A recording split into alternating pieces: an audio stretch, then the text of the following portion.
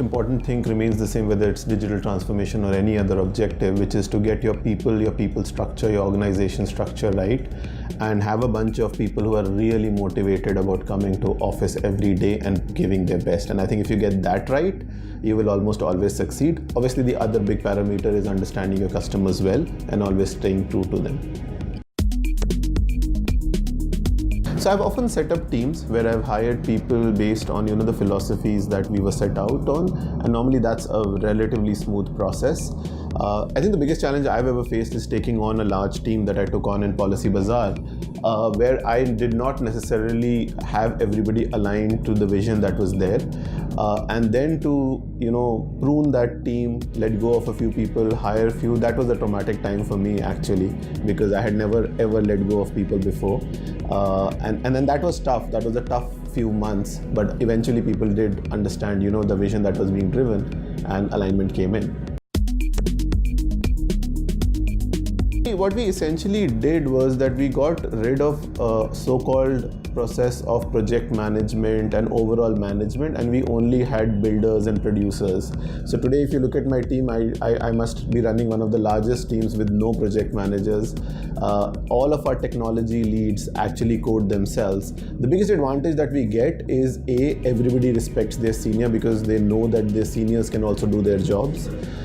And also everybody is a lot more energetic, enthusiastic, because they're all producing. So every day when they go back home, they've actually created something that they're proud of. And that leads to a lot of ownership, a lot of enthusiasm. And as a consequence, we have virtually zero attrition.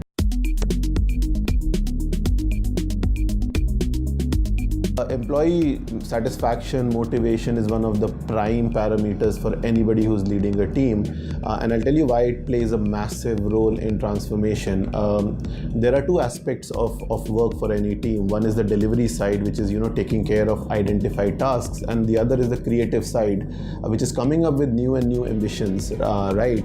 Now typically you'll find that a lot of leaders get caught up in daily deliverables, and hence the creative side suffers. What my team does brilliantly is that they are very, very high on ownership levels, enthusiasm, and hence I never have to personally get into delivery discussions at all. Like, I don't even know which feature is going live when. What that does actually for me is that it allows me to be a bit more creative. It gives me bandwidth to think of crazy strategies, and some of them, when they work, it kind of works out well for everybody.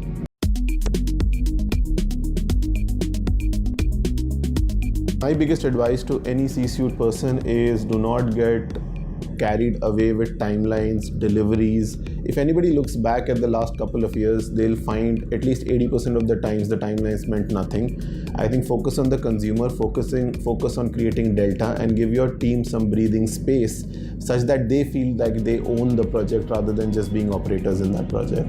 For more updates from CXO TV, please like and subscribe to our channel.